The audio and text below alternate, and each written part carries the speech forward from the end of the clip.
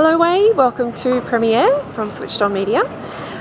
Today you discussed what your digital strategy is. Why is it so important to have a digital strategy now? Oh, it's so important because we're seeing so many retailers kind of feeling that this is the next opportunity, and digital offers so much more opportunity for them that wasn't initially available. You can reach people in regional areas, you can reach out to new customers in different states. So this is a really exciting time for retailers, and that if they embrace this and kind of take on it and adapt the digital strategy, it'll be very rewarding, and I think that every retailer can have some great success online. You spoke about so many channels that you can use as a retailer or as a business in general. I mean, given time management issues as a retailer and store, are there a couple of channels that you firmly recommend that they definitely need to be tuned into, and what would you recommend? I think it depends on what they want to achieve, and certainly the great place to start is the most popular ones: Facebook, Twitter, blogs. Those are probably the first ones that most people will kind of look into, and it's a great place to start. Other times it's advantageous to be an early adopter. So if you are looking at things like Pinterest, now's the time to kind of check it out and see how things are going. But ultimately, it's about making sure that you do a few things well rather than many things poorly. So if you are going to choose to look into a channel, make sure you have the resources to manage it well and properly. And for someone who's struggling, I guess, to get fans or likes on Facebook, I mean, that's one of the biggest issues.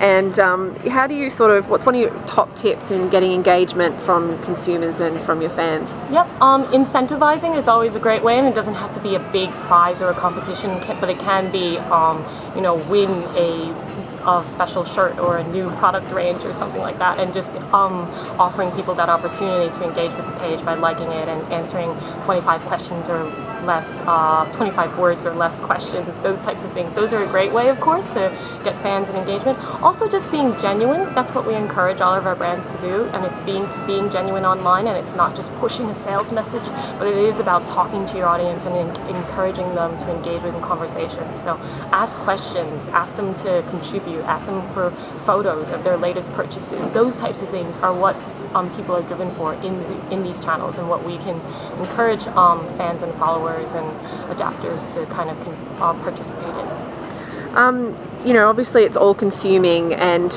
Twitter, Facebook, it never stops. How do you know how much time to spend per day on social media? Is there a limit, or? I think it is about making sure that you do set aside some time. It doesn't have to be a lot of time. For things like Twitter and Facebook, updating your page once a day, and maybe checking on the comments once a day, and checking on engagement levels once a day. That's usually a good starting place to do. I mentioned there are a few tools that can help you with that management, so you don't have to be there at midnight typing in your latest update, but you can schedule that with something like Hootsuite, which is a free tool that will let you schedule posts on Facebook, Twitter, and LinkedIn. So those types of tools can help you with that process, so that you are more streamlined and don't have to be sitting in front of the computer every day. And do you recommend advertising with Facebook? Yes, I think but again, I say that with a little bit of hesitation because it depends on what you want to get out of it. If you're going to advertise on Facebook, it's a great way to generate some likes and followers to your page, but ultimately, what are you going to do with those likes? What are you going to do with those new fans and followers? And it's not just about getting lots of fans, it's making sure that they're the right fans for you. Mm-hmm. So I say yes, make sure you can advertise on Facebook, and you should advertise on Facebook if it's right for your strategy. And what sort of posts should you be channeling through your Facebook page and your Twitter accounts? Again, engaging posts, so certainly asking questions and not pushing out sales messages. So it could be something as simple as, what was your latest purchase? What did you buy over the weekend?